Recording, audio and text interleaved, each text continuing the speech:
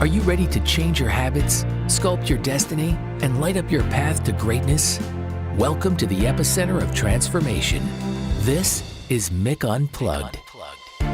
We'll help you identify your because, so you can create a routine that's not just productive, but powerful. You'll embrace the art of evolution, adapt strategies to stay ahead of the game, and take a step toward the extraordinary. So let's unleash your potential. Now, here's Mick. Welcome to an extraordinary conversation on Mick Unplugged, where we explore the depths of innovation, resilience, and the power of because. Today, we're diving into the world of podcasting, a realm that's transformed voices into echoes of change and inspiration. And joining us today is a pioneer, a visionary who saw the future before it unfolded, and the architect behind the World Podcast Network. Ladies and gentlemen, it is my distinct honor to introduce you to Mr. Bruce Chamoff. Bruce, welcome to the show, my man. Hey, Mick. Thank you for having me. Dude, so much I want to talk to you about. I mean, starting the first ever podcast network, what was the method to your madness of seeing that need and creating the network?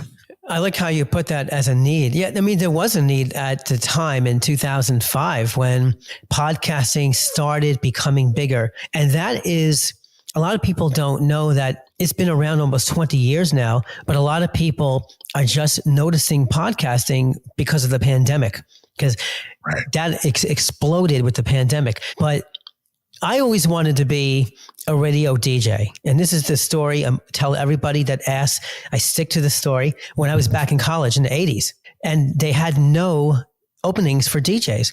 So I went on. I graduated college. And then in 2005, when I started my podcast, which was called the Fresh Music Series, because I'm also a musician and I'm promoting other artists, I just felt, I'm a web developer and now I'm a podcaster. Why don't I find a way to market other podcasts and have one website where people can come and just view different podcasts, look at specific episodes and subscribe. And I thought, what do I call this thing? Is it a directory? No, not really.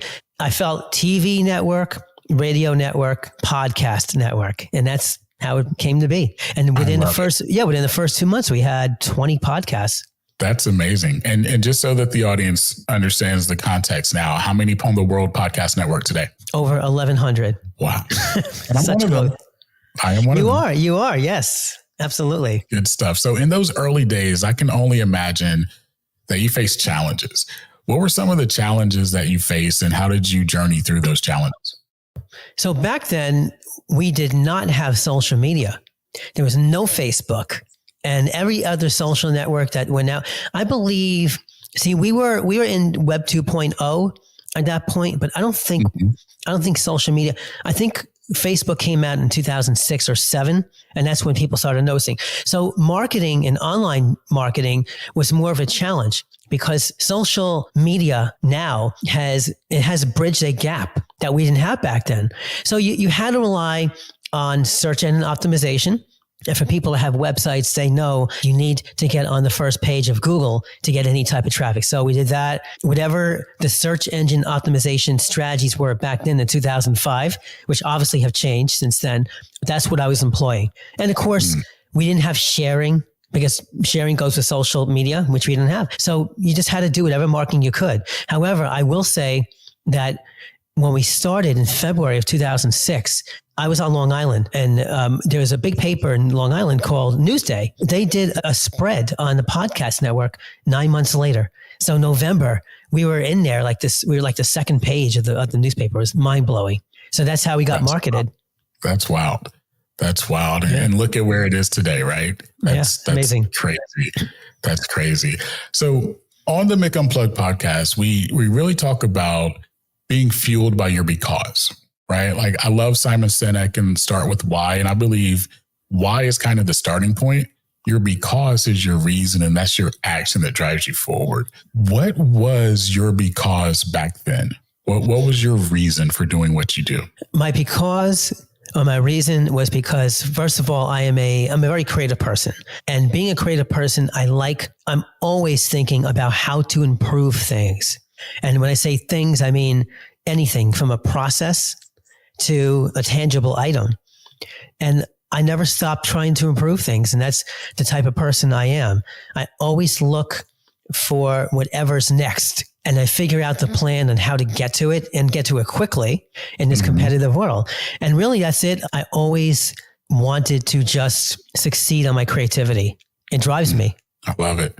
I love it. That's amazing. That's amazing. So let's talk about some of that creativity that you have. Like tell the world about Bruce a little bit. What's some of the creativity you have in your back pocket? Well, I'm a musician and songwriter. I play 4 instruments: piano since I was 6, actually, saxophone since I was 9. And I taught myself the bass and the guitar. So I actually create music. And right here, besides this being a podcast microphone, this also doubles as a vocal mic when I'm recording music. So you can't see it behind the World Podcast Network banner, but I'm in my own recording studio. Okay. And I mean, way back in the day, I say 1995, when we weren't doing podcasting, when the internet was so young, I was walking into recording studios and I was watching the recording engineer move all the knobs and dials and the faders up and down the boards. And I'm like, I can do that. I don't need to pay $50 to $100 an hour to do that. But I didn't have the money to buy that equipment. So of course you had to pay the hourly fee. Once it all became software, that was it. I just learned quickly how to be an engineer, how to channel my own music and become a producer. So that's another part of my creativity. And then of course, being a web developer, I love building websites. I've been doing this since the same year, 1995. When web design became web design, and websites were very ugly compared to the way they are now. And in that time, I've also worked on the websites for the NBA. And I'm not even a basketball fan, but I worked on the NBA, the National Enquirer, and the Radio City Rockettes. So that's where we are. That's good stuff. That's good stuff. So I can totally see how you paralleled into podcasting. And let's go into podcasting now. And I want to ask a couple of questions for people that are thinking about starting a podcast. And literally, you know, my podcast is just a few months old. And so I was one of those people. And for me, it felt almost intimidating of what do I need to start? How do I start? How do I know if I should do this? And I want to start with that last question, because one of my very good friends, Daniel Song, and I'll give Daniel a shout out here, tried to convince me that everyone should have a podcast, right? I was like, I don't know if everyone should have a podcast. But for those that are thinking of starting, Bruce, what should you do? Like, how do you know you want a podcast and that you should do a podcast? I'll say it very simply. You need a passion. And that's it. And I mean, everybody has a passion. And let me give you a very good example. First of all, I agree with your friend, Dan. And this is what I say. And this is going to compliment what Dan said. Everybody's a podcaster, but some of us speak through a mic. Think about that. Okay. And especially you, Mick, I mean, you're great at podcasting. So Dan made a very good call telling you should have a podcast. And sometimes there are some people out there that probably wouldn't make good podcasters, but here's a good example. This just happened on Easter. Okay. We had Easter 2 weeks ago. I went to a family gathering. And it was not really a relative of mine, but sort of kind of like an in-law relative. It's hard to explain. But now I live in New Jersey, and he is a big New York Yankees fan. And that day, the Yankees were playing the Houston Astros. And he just kept talking about all the stats of every single player on the Yankees of this year. I mean, Aaron Judge, Anthony Rizzo, all these guys, Giancarlo Stanton. And I mean, I knew about that, but I'm not passionately into the Yankees as much as he is. However, he doesn't have a technical bone in his body. I don't think he knows the definition of the word podcasting. So he wouldn't be a podcaster, but he has a passion. And I think he would make a great podcaster. I just don't think on a technical level he would. He knows how to speak. He's got his passion. He came to Easter wearing a Yankees jersey and a Yankees hat. What does that tell you? Okay. I mean, everybody's got a passion, right? And when you go to a party or a family gathering, you're sitting there, you're talking to a family member or a friend or a client about something that you really are into. Why can't that be a podcast? Right. That is the first step you need to become a podcaster. All the other stuff like buying the microphone and editing, that comes later. But if you don't have a passion, then you're not ready for podcasting. Okay. So passion, first thing you need. So once you've decided, okay, I have the passion, I want to podcast. What are the next steps that you need to take, right? So again, there are a lot of people that are listening that are considering starting a podcast. And this episode is to help those folks. So you have the passion. What's next? What equipment do you need to have? What's that setup look like? So that's the next step. I mean, I think podcasting, you can take it two different ways. I'll tell you which way I take it after, but you can either plan your episodes, and a lot of people do that, or you can just wing it from episode to episode. Me, I'm a combination of both. So for people that have podcasts already and have, let's say, writer's block, like they don't know what the next episode's going to be about, the first thing I tell people, whether you're a new podcaster or a seasoned one, brainstorm on your episode titles. Don't think about the description. Plan it out, but plan it lightly. Don't spend too much time planning. Just write down any episode that's part of your passion that comes to mind. You can put it in a spreadsheet, on a PowerPoint slide, whatever it is, write it down on pen and paper. Have about 5 episode titles. Make sure they're all related, because once you get an audience, they're going to expect you to stay along that topic, right? Mm-hmm. Once you do that, then I think you're ready for the equipment. And that really, when I tell people, the biggest question I get is, how much is it going to cost me to set it up? And the first question I have is probably about $50 to $100 at the most. And that is the microphone. Okay. A lot of people will tell me also, well, I don't have that kind of money. Can I just use my phone? If you can see this in the camera, right? Yep. Yes, you can. And if you have your phone, you have your smartphone, you can do that.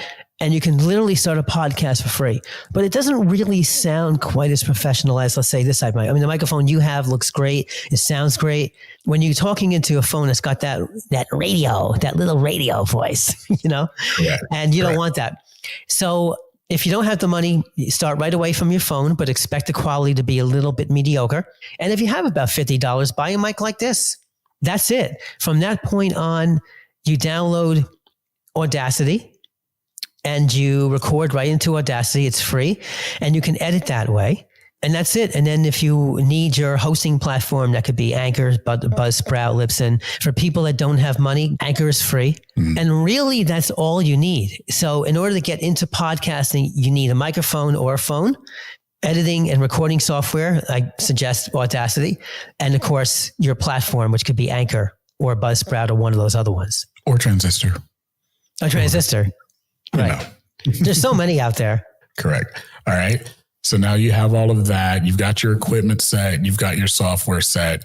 Yes. Right. Now you have to record. So again, for the listeners that are new to podcasting, what does Bruce recommend from the setup? Like, the length of the podcast. Is it solo? Is it guest? Right? Like, walk us through that theory and thought process as well. It varies. So it depends on your audience. And I tell people this all the time.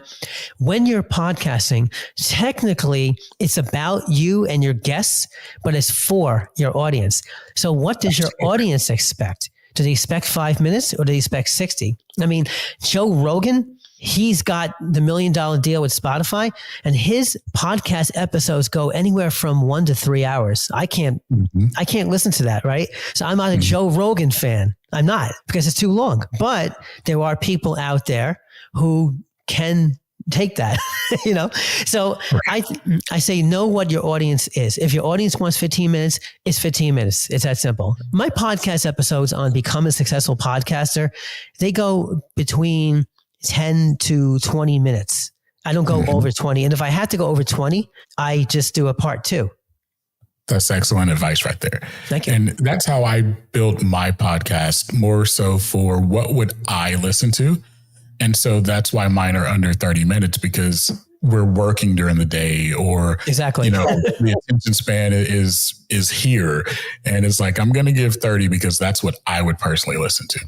Okay. So we talked about the newbie. Now let's talk about the seasoned podcaster. And maybe now they're trying to figure out, how do I grow? How do I monetize? And then how do I potentially start ranking on Apple or Spotify? So let's go through that. So if you're a seasoned podcaster, what's Bruce's advice for, and let's just start with growth. So getting getting the name out there, growing that podcast more? Well, it's funny you ask, Mick, because I just recorded a podcast episode this morning on what I'm about to say, and it's going to come out next week. So pick a social network. Pick one. I know that you are on Instagram and you're doing really well on Instagram. So that's like amazing that you have a big following. And I'm very proud of you for that. My following is not that big on Instagram, but I have a bigger following on LinkedIn. So first of all, pick one or two social networks. And that's it. Don't go crazy with everything. Like if you're on TikTok and YouTube, that's it. Stop. Okay. But I'm going to give a tip on that too. You're on Instagram. That's great. And you're doing really well. I mean, let me ask you, Mick, do you have other social networks that you market your podcast on? LinkedIn. So I'm very strong on LinkedIn as well. And that's great. And you have two. Correct. Right. I mean, we're on all the social networks, but we should be focusing on two to market our podcast. And with that said, you also have to know, again, I'm going back to audience. Where is your audience?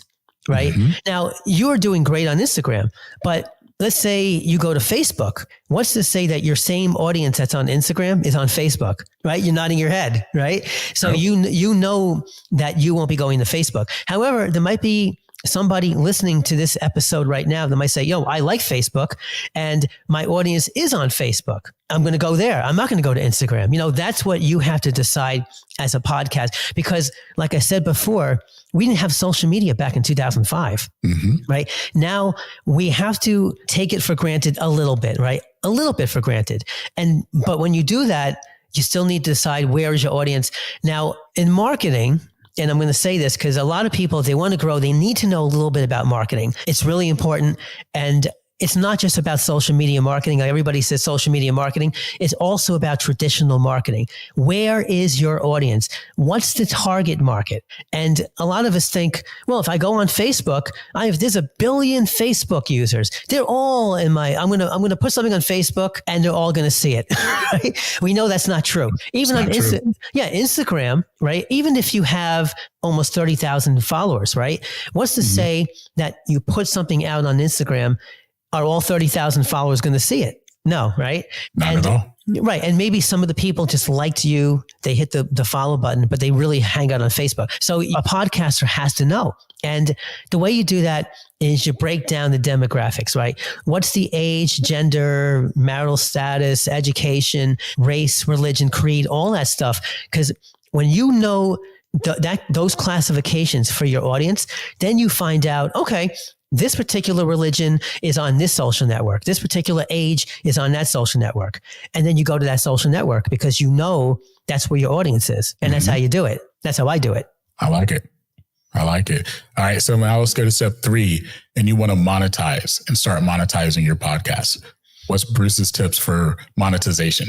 Well, shameless plug. Hope you don't mind. And if you don't like it, you can edit it out. But on May 9th, I do have a webinar on 10 ways to monetize your podcast. So if anybody wants to come to that, I can give the link. But I'll give a couple of quick tips. A really good way is to get into monetization for your podcast is affiliate marketing, affiliate programs.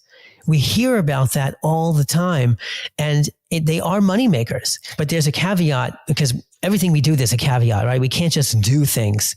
So you have to know what are the best products or services to sell to your audience, right? And technically you're not selling, but you're putting an affiliate link in your show notes, or you might be using a host read ad that you talk about, oh, hey, go to this website, go to Amazon, here's the link, and you put your affiliate link right in it. And your affiliate ID will track you and every sale you get, and you get a commission. So that's, it's really good. Sorry, what's that? I said, I love commission. Yes. And I have 9 other ways. I mean, I could talk about it in my webinar, but I will give one more is paid advertisements. And we have all this on the World Podcast Network. So when you log into the portal, we give you monetization opportunities automatically. But let's say that, and I'll give you a very good example. MommyCast. Have you heard of them? I have. Heard of that? Okay. Yes. I'm just talking to her right now. Gretchen I forgot her last name, but Mommy Cass, her podcast came out in 2005. And back then, this was unheard of. I believe she made $1 million from a Pampers commercial. Wow. Okay. Mommy Cass, Pampers. And again, that was targeted, right? She had mothers, maybe some newborn babies, new mothers, maybe some mothers that had toddlers, but the Pampers was right there, smack in the middle, perfect. And she made $1 million off of that. Okay. Now, I don't want to mislead anybody. Not everyone's going to pay you $1 million, but she had a very good following. And I forgot the manufacturer who makes Pampers. I think it's Procter & Gamble, but whatever the company was, they believed in her and she monetized, and that's 2005. Wow. Wow. Okay.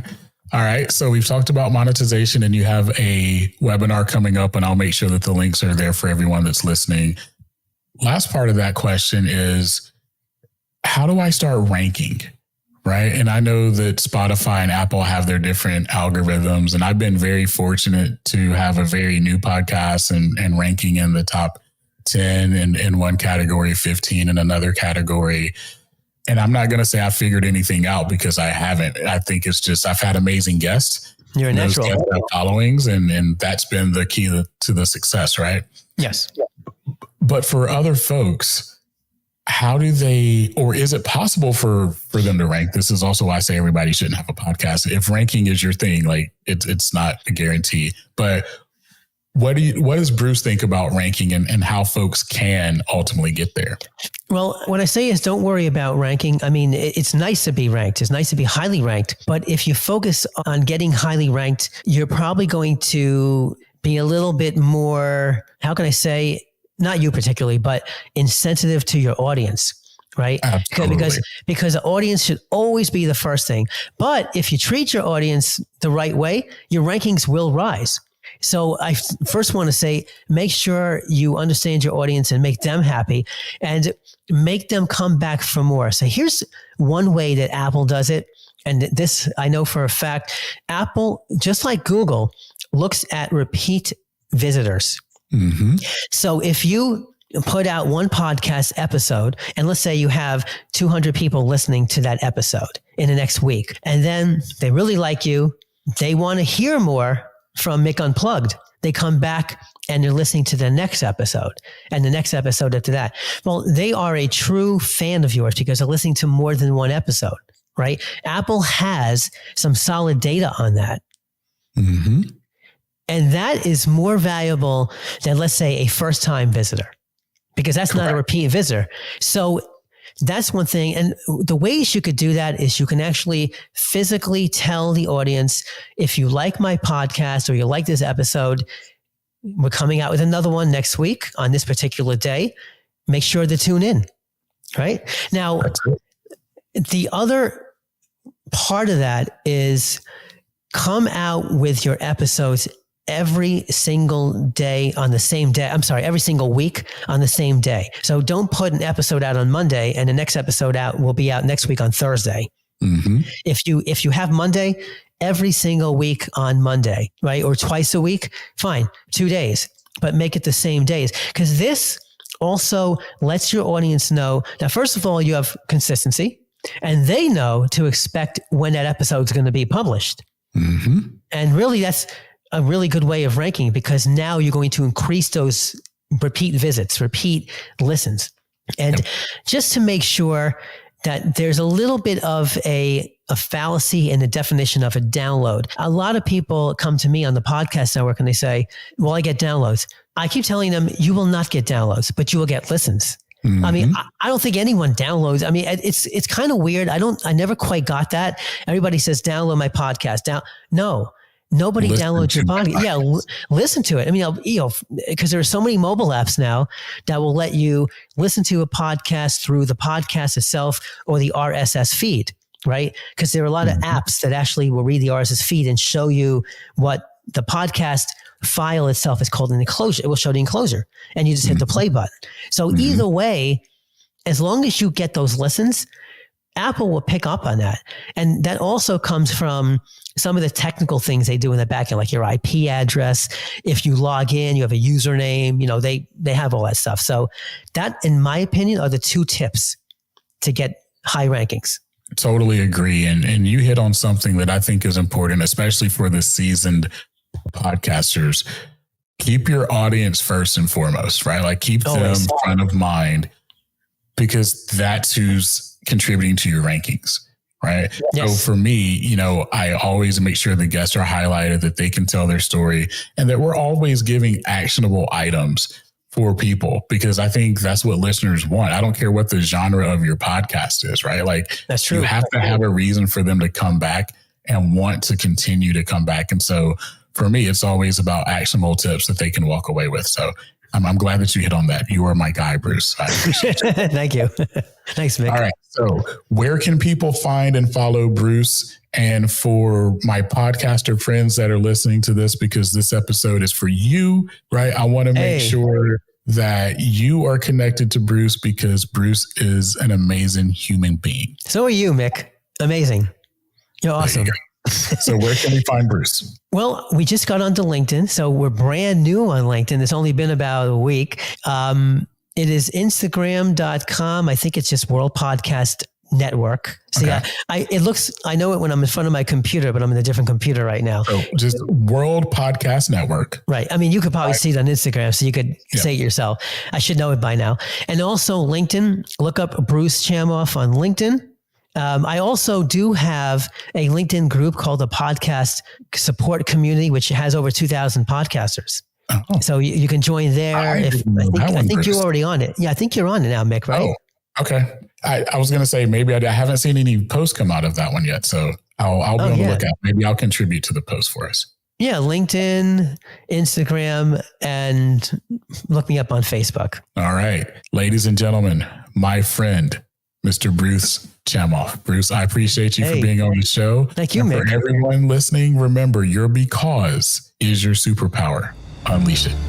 Thanks for listening to Mick Unplugged. We hope this episode helps you take the next step toward the extraordinary and launches a revolution in your life. Don't forget to rate and review the podcast, and be sure to check us out on YouTube at Mick Unplugged. Remember, stay empowered, stay inspired, and stay unplugged.